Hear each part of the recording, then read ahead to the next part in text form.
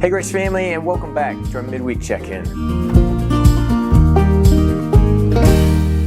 So last Sunday we continued in our series on the Lord's Prayer, and we found ourselves discussing the second and the third theme that we find in this model prayer that Jesus gives us. And so week one we talked about the theme of reverence and just remembering God for who He is and worshiping there.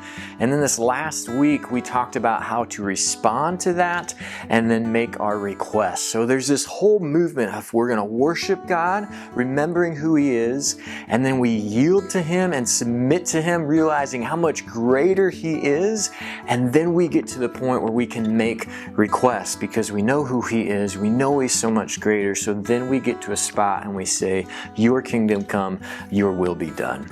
And so I want to just meet you in the middle of your week and read through a few verses out of Matthew chapter 13 as just a reminder of how valuable God's kingdom is, and to just let that kind of lead us back into the Lord's Prayer and how important it is to pray through His kingdom and His will. So this is Matthew chapter 13, it's verses 44 through 46, and it says this: The kingdom of heaven is like a treasure hidden in a field, which a man found and covered up. Then in his joy he goes and sells all he has and buys that field.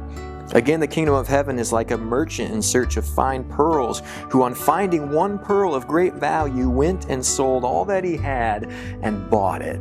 I think it's just such a beautiful reminder for us of how much value God's kingdom is, who He is, His love, His grace, His mercy, His redemption, everything about God and His kingdom, and how valuable that is for us. And when we compare it to the things of this world, like these parables suggest, we realize we can sell everything to just get our hands on God and His kingdom.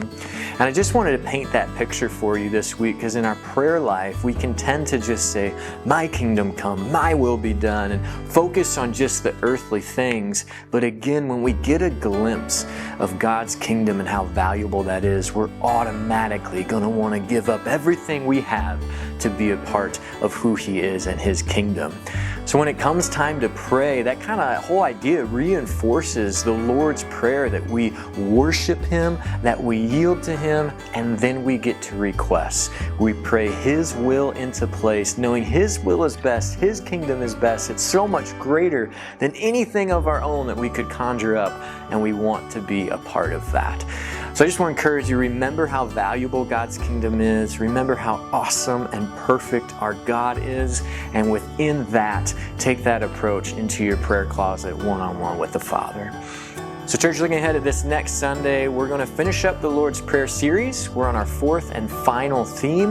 That's going to come from Matthew chapter 6 and verse 13. So read through that, continue to pray through that, and apply it all to your prayer life.